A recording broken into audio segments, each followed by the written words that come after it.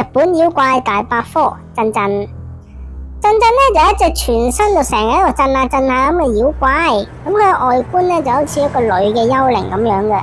咁啊唔單止身體啦，其實佢連佢嘅頭髮咧都震下震下咁樣，所以就被稱為一個細膽神同埋震震神。咁啊相傳咧佢係會附喺人類嘅衫領上面啊，即係後邊嘅領，令到人哋覺得嗰個地方有一陣寒氣喎。咁個衫領咧，當你感覺到冰冰涼涼嘅時候咧，咁其實咧就好大可能係震震喺度搞緊怪吓。咁以前咧啲日本人就會形容一啲冇勇氣嘅人咧就係細膽鬼上身啦。咁啊其實就係話係俾震震附身嘅意思。咁啊當人類咧俾震震附身咗之後咧就會好驚好驚，驚到係任何事都做唔到。